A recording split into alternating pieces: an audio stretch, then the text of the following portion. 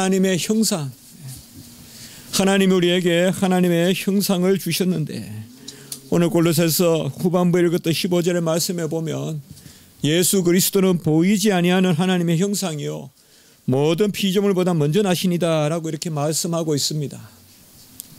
하나님의 형상은 우리 인류를 지칭하는 것인데, 예수님을 바로 보이지 아니하시는 하나님의 형상이다, 그리고 모든 피조물보다 먼저 나셨다라고 그렇게 말씀하시는데, 우리는 하나님의 형상을 상실했습니다. 타락으로 말미암아 그 하나님의 형상을 상실해서 이제 예수 그리스도 안에서 그 하나님의 형상이 회복되어야 됩니다. 그래서 오늘 골로새서 말씀은 창조와 타락과 구속의 아주 중요한 말씀, 그 가운데 들어있는 그 말씀입니다. 그리고 우리가 전반부에 읽었던 말씀은 모세가 하나님을 대면하고 또 율법을 다시 받고 내려왔을 때 사람들을 볼 때 모세가 수건을 쓰고 사람들을 보았습니다. 왜 그렇게 했느냐? 바로 구약시대 백성들에게는 아직 장차 올 것을 그들이 바라보지 못하게끔 막으셨다라고 이렇게 말합니다. 그것은 구약시대 백성은 아직까지 예수님이 이 땅에 오셔서 모든 의를 다 이루시고 그 의를 우리 것으로 삼아주시는 그 은혜 가운데 거하지 못하였으므로 그들은 아직까지 하나님의 그 영광의 강체를 받아들일 수 없는 그러한 아동기적 상태에 있었기 때문에 구약 백성들에게 하나님은 모세만은 대면하여 만나 주셨지만은 그 백성들에게는 아직까지 수건을 얼굴에 쓰고, 그리고 그 수건이 이제 그리스도 안에서 없어질 것이라. 그게 오늘 읽었던 3장 고린도후서 3장 14절의 그 말씀입니다. 수건이 없어진다는 것은 히브리서 말씀에 비추면 바로 성전의 휘장이 육체의 몸이고 그리스도의 몸이고, 그 예수님이 십자가에 죽으심으로 휘장이 갈라진 것과 같은 그런 말씀입니다. 제가 먼저 이렇게 오늘 모두의 말씀을 드리는 것은 이 두 구절의 말씀이 어떻게 보면 우리에게 쉽게 연결이 되지 않는 듯 하지만은 바로 이런 면에서 오늘 우리는 말씀을 상고해 보고자 하는 것입니다. 구약 백성들은 하나님의 형상을 상실했기 때문에 온전한 회복을 아직까지 바라보지 못하고, 고린도후서 4장 6절에 예수 그리스도의 얼굴에 있는 하나님의 영광을 아는 빛을 그들은 아직 비추지 못했기 때문에 모세가 수건을 쓰므로, 모세지만은 모세는 하나님을 만난 그 광채가 있기 때문에 수건을 쓰고 구약 백성을 만났는데, 이제 그 수건이 그리스도 안에서 벗겨진다, 없어진다.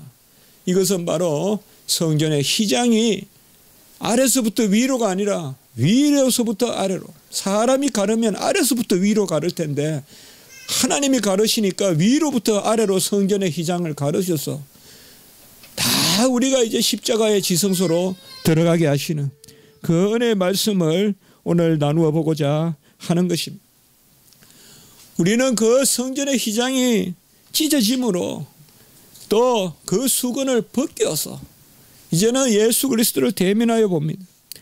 그것이 바로 하나님의 사랑의 아들의 나라로 옮겨지는 것입니다. 우리가 몇 주 전에 이 말씀을 보았죠. 하나님의 사랑의 아들의 나라, 지난주에 봤습니다. 골로새서 1장 13절의 그 말씀이죠. 하나님의 나라는 아들의 나라요, 사랑의 나라요, 바로 아가페의 나라요, 예수 그리스도의 나라입니다. 예수 그리스도는 이 땅에 오셔서 임마누엘, 우리와 함께 되심으로 우리가 하나님과 하나 되게 되는 그 요한복음 17장 21절의 기도예요. 하나님과 예수님이 하나가 되듯이, 아버지와 아들이 하나가 되듯이 우리도 하나 되게 하소서, 그 일을 이루신 것입니다. 그래서 그리스도와 하나됨으로 우리가 그리스도의 얼굴에 비치는 그 영광의 강체, 곧 하나님을 비추는 하나님의 형상을 우리가 회복한 것입니다. 구원받은 우리는 하나님의 형상을 가지고 있고 그 형상으로 하나님을 비춰요. 그래서 빛이고 그래서 소금이고 그래서 향기예요. 하나님을 비추는 빛이고 하나님의 맛을 내는 소금이고 하나님의 향기를 드러내는 향기로 우리가 거하는 것입니다. 오직 그리스도 안에서 우리는 거듭났습니다. 아무것도 낫다고 하지 않습니다. 천사도 낫다고 부르지 않아요. 오직 성령에서 낫다라는 표현은 예수 그리스도께서 영원히 나시고 때가 참에 여자에게서 나셨다는 그 나심과 우리 성도에게만 나셨다는 표현을 씁니다. 모든 피조물은 다 시험을 받았지만은 우리 성도님들은 나셨다. 요한복음 1장 13절에 혈통으로나 육정으로나 사람의 뜻으로 나지 아니하고 오직 하나님께로부터 난 자들이다라고 이렇게 말씀했습니다. 우리는 다 거듭났습니다. 일부분을 무슨 책상 다리 고치듯이 고치신 것이 아니라 전인적으로 전인격적으로 타락한 우리가 전체적으로 거듭났습니다. 전체적으로 거듭났기 때문에 큰 연은 꼬리가 좀 잘려도 날아가요. 큰 연은 우리가 그런 거예요. 거듭났기 때문에 우리 창공을 날아요. 간혹은 삐끄덕 날개가 좀 잘릴 때도 있고 상처 입을 때도 있지만 결코 안 떨어져요. 그것이 바로 거듭났기 때문에. 어떻게 거듭나느냐? 니고데모는 이 가르침에 집중했어요. 여태껏 그런 가르침을 들어본 적이 없는 거예요. 어떻게 거듭나느냐? 그래서 주님을 찾아가서 죽은 사람이 어찌 다시 거듭납니까? 모태로 들어가서 거듭납니까? 물으니까 우리 주님께서 성령으로 물과 성령으로 거듭나지 않으면 물은 성령으로 거듭남의 표요. 바로 성령으로 거듭나는 것이요. 성령으로 거듭남이 없이는 아무도 우리가 다시 살아서 하나님의 자녀가 될 수 없는 그 영생의 도를 가르쳐 주신 것입니다. 주님도 이 땅에 오실 때 성령으로 잉태했어요. 그래서 그 주님이 이 땅에 오셔서 성령으로 잉태하셔서 무제한 인성 가운데서 죄인이 되심, 죄인의 자리에서 모든 의를 이루었어요. 그리하여 우리도 성령으로 거듭나게 하신 것이에요. 성령으로 잉태하신 우리 주님께서 영혼과 육체의 사람이 되셔서 우리의 영육간에 그 보혜사 성령으로 예수 그리스도가 보내주시는 또 주님이 친히 응하시는 보혜사 성령으로 우리가 거듭나게 한 것입니다. 우리는 믿음의 가정에서 태어나서 믿게 된 것이 아닙니다. 부르시면 다 개별적입니다. 구원은 특수한 것입니다. 믿음의 가정에 태어난 것은 섭리지 그것이 구원의 원리는 아닙니다. 구원은 개별의 그런 사람들을 주님께서 부르신 것입니다. 우리 자녀도 부르시고 또 우리 부모님 우리 자신도 부르신 것입니다. 혈통으로 난 것이 아닙니다. 가계가 좋아서 믿음의 가문이라서 난 것이 아닙니다. 하나님의 뜻이면 100대가 믿어도 믿을 수가 없습니다. 하나님의 뜻이면 1000대 만대 믿지 않는 조상 백성 가문도 믿습니다. 바로 혈통으로 난 것이 아니에요. 육정으로 난 것도 아니라는 것입니다. 내가 뭔가를 한번 해보자. 육정이라는 것은 대의 명분 그것도 아니라는 것입니다. 뭔가 우리가 의롭게 살아보자. 내가 결단을 해서 믿게 된 것도 아닙니다.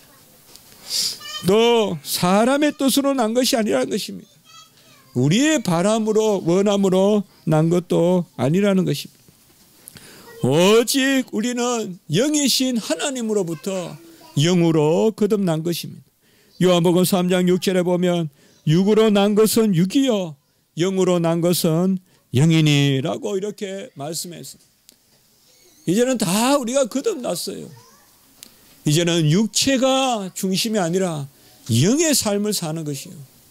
육체는 그 영의 삶을 도와줄 뿐이고 영의 조정을 받을 뿐인 것입니다.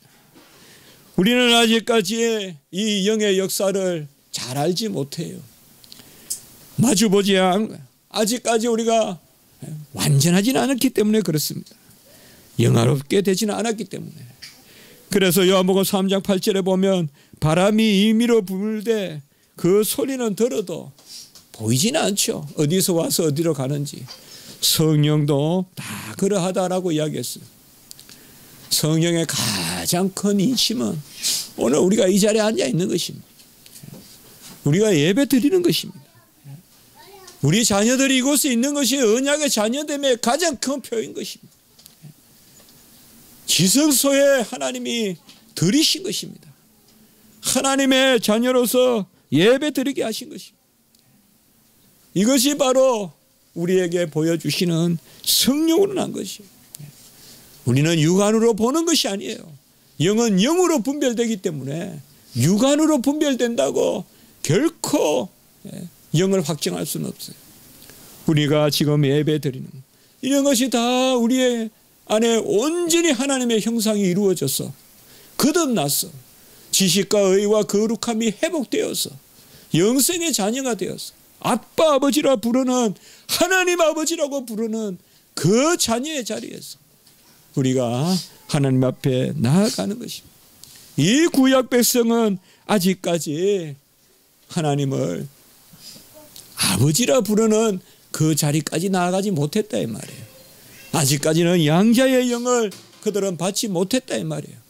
그래서 수건을 가리고 친히 하나님을 대면하여 본 그 모세를 보았다. 모세는 어떻게 보면 하나님을 뵐 때는 대면에서 수건을 벗고 보고 사람을 만날 때는 오히려 수건을 가리는 그 모세의 성함이에요. 그게 모세의 귀함이에요. 우리는 그거보다 더 귀해요. 어떻게 보면 세상 사람들은 더 우리의 강체에 압도돼요. 더 우리 안에 역사하시는 성령의 은사가 커요. 절대 마귀 사탄에게 진다, 기도하면 눌린다 이런 말씀하지 마세요. 빛은 어둠에 질 수가 없어요. 다 고백의 문제예요. 자질의 문제 아니에요. 훈육의 문제 아니에요. 고백의 문제예요. 고백이 온전하면 극과 흑암의 영이 뭐가 그렇게 겁이 나는 것입니다. 흑암의 영은 절대 우리 얼굴을 마주보지 못해요. 죄와 허물을 가진 인생들은 절대 모세를 마주보지 못해요.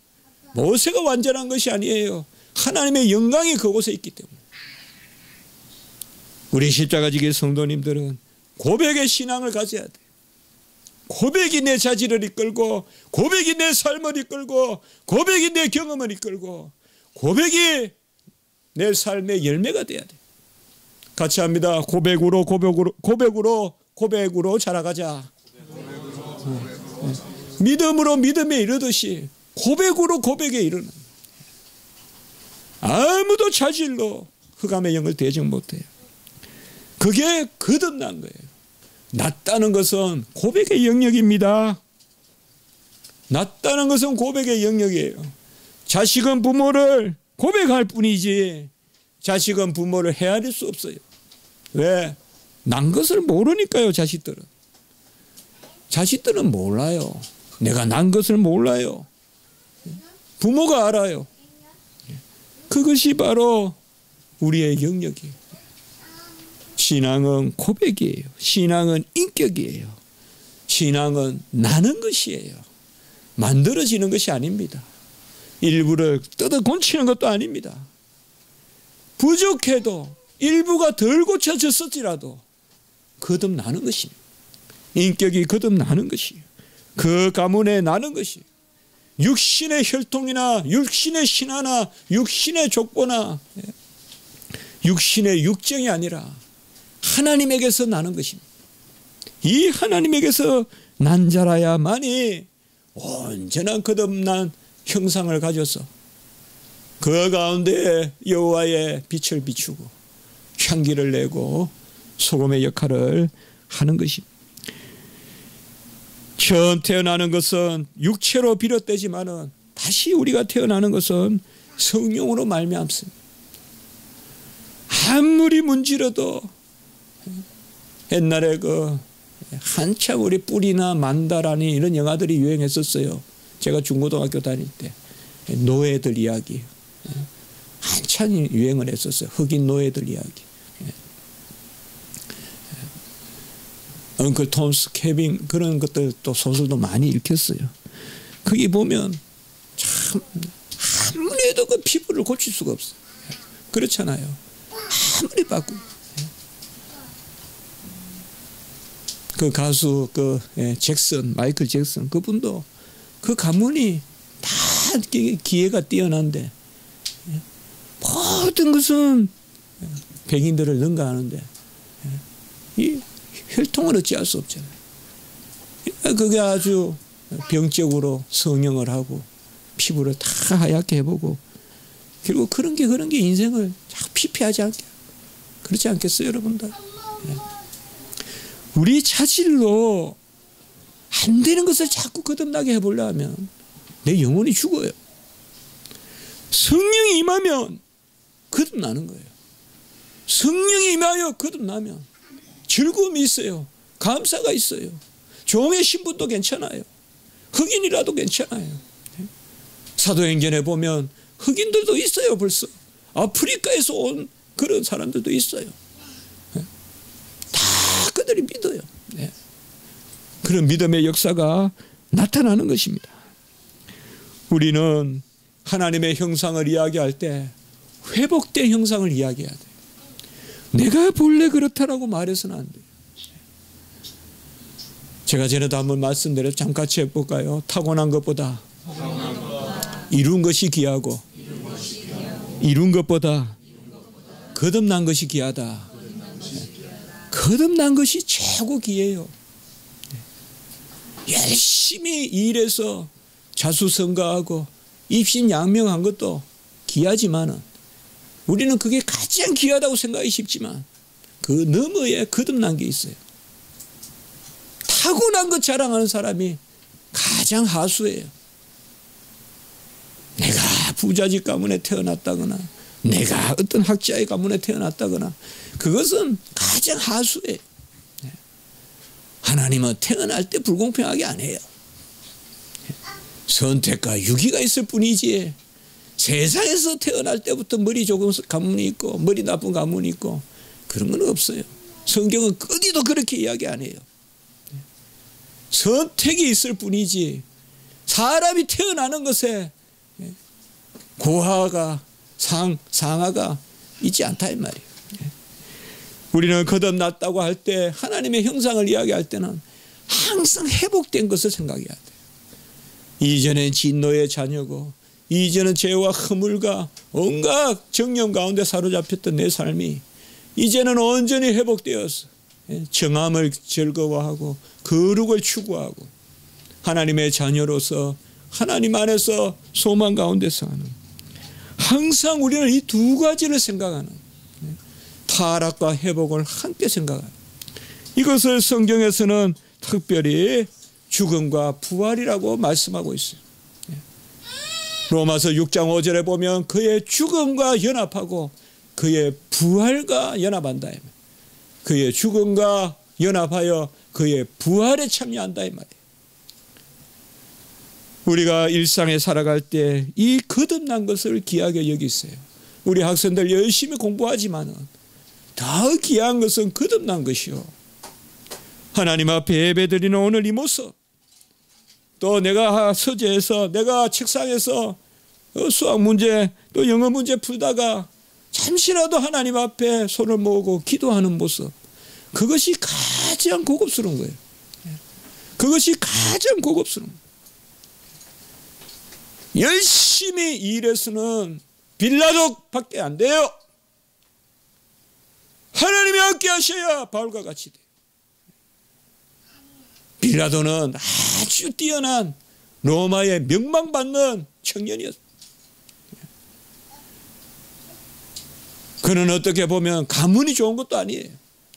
아주 그렇게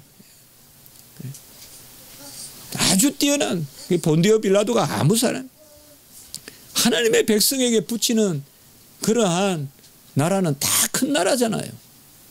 최고예요.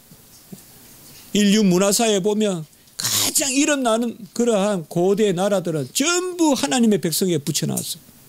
고대 나라로서 제일 처음에 나오는 게 문화사에 뭐예요? 이스라엘 왕조잖아요. 상왕조니 중왕조니. 예? 그때 가장 흥할 때가 바로 하나님의 백성을 붙여놓을 때. 메대, 바사, 바벨론, 헬라, 로마 가장 강할 때 하나님이 붙여놔. 그것도 가장 강한 왕에. 그러면 예수님은 어주 강한 사람 붙여놨겠어요? 가장 지혜롭다는 빌라도와 가장 하나님의 나라에서 멀어져 있는 그 안나스와 가야바, 가장 썩은 제사장들이에요. 하나님의 성전에서 하나님께 바친다 하면서 몇 배 고리를 취하고 돈놀이를 하고, 그리고 이두메 족속인 정말 그냥 이스라엘에서 그만한 영제가 없어요. 헤롯은 보통 사람이 아니에요. 보통 사람이 아니에요. 예수님을 그 딱 붙여놨어요. 예수님. 가장 안나스, 가야바, 헤롯, 빌라도, 그게 예수님을 붙여놨어요. 그들은 전부 다 이 세속적인 사람들이에요. 우리 주님은 거기에서 무엇을 우리에게 보여주시느냐? 죽어서 다시 사는 능력을 보여주시는 거죠.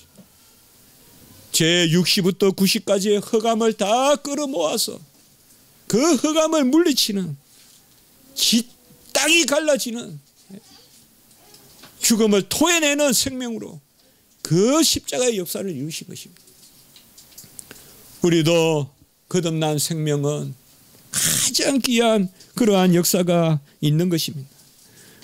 고린도후서 4장 10절에서 11절에 보면 예수의 죽음을 몸에 짊어짐은 예수의 생명이 우리 죽을 육체에 나타나게 하려 합니다 라고 이렇게 말씀하고 있습니다. 우리는 죽고 다시 살아나는, 이것이 바로 오늘 우리가 말씀해 보는 그 예수 그리스도를 영접하여, 그가 보이지 않는 하나님의 형상인데 그를 영접하면 우리 안에 온전한 형상이 회복돼요. 죄로 물든 이 타락한 형상은 사라지고 회복된 거듭난 형상, 영생의 형상, 어둠이 물러가고 빛에 속한 그 형상이 우리 안에 역사하는 것입니다. 우리 성도님들은 이 승리를 기도해야 돼요. 결코 패배에 빠지지 마세요. 그것은 겸손이 아니에요. 겸손은 승리를 전하는 거예요. 다만 은혜의 승리를 전하는 거예요. 그게 복음의 능력이에요. 괜한 것은 다 복음의 모양이에요. 하나님이 이기셨어요. 아들을 통하여 이기셨어요. 빛이 우리 안에 증거하면 어둠은 몰아가요. 죄에 눌려지네. 죄는 상대는 하되 동등하게 두지 마십시오.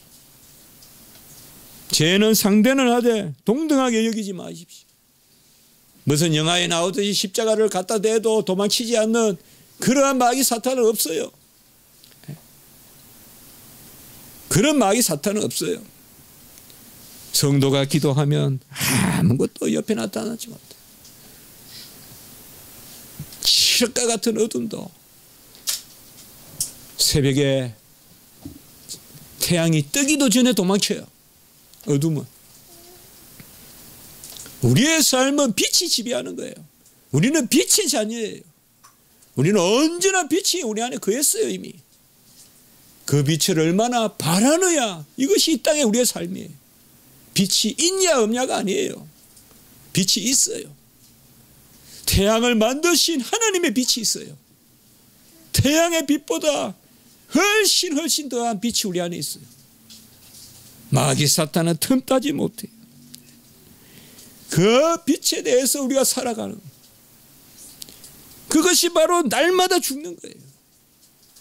사도 바울이 나의 자랑을 두고 단언하노니 고린도전서 15장 31절에 나는 날마다 죽노라고 한 것은 뭔가 하면 우리는 못 죽어요. 세상 사람들은 못 죽어요. 그러나 우리는 죽을 수 있어요. 왜? 빛이 있기 때문에 어둠을 죽일 수 있단 말이에요. 성령의 불이 있기 때문에 더러운 것을 태울 수 있다 이 말이에요. 그 고백 가운데 있어야 돼. 자잘자잘자잘자잘 얼마나 우리를 괴롭히고 유혹하고 시험하고 사자같이 간혹은 힘으로 덤벼들고 그런데 넘어가면 안 돼. 나는 날마다 죽노라. 내 빛으로 내 어둠을 태워. 하나님의 거룩하심으로 내 정념을 태워야 돼요. 그것이 바로 하나님의 형상이 우리 안에 온전히 회복된 것이. 곧 다시 사는 것은 죽는 것입니다. 왜? 우리는 완전하지 않기 때문에. 새하늘과 새 땅에 가면 더 이상 죽음이 없지만 이 땅에서는 날마다 죄에 대해서 죽어야 돼요. 왜? 죄와 허물이 없지 않기 때문에 그렇습니다. 그 죽는 훈련이 사는 훈련이요. 나를 죽이는 훈련이 사는 훈련이에요. 죽는 자리가 사는 자리요. 올바로 죽는 것, 그것이 바로 주님과 함께 죽는 것입니다. 로마서 6장 8절 우리가 그리스도와 함께 죽었으면 또한 그와 함께 살 줄을 믿노니. 여러분, 절대 우리는 그냥 죽지 않습니다. 죄에 대하여 죽을 때 그리스도에 대하여 삽니다. 십자가에 내 정을 못 박았을 때 세상이 정에 박힙니다. 내가 세상을 이긴다 이 말씀이에요.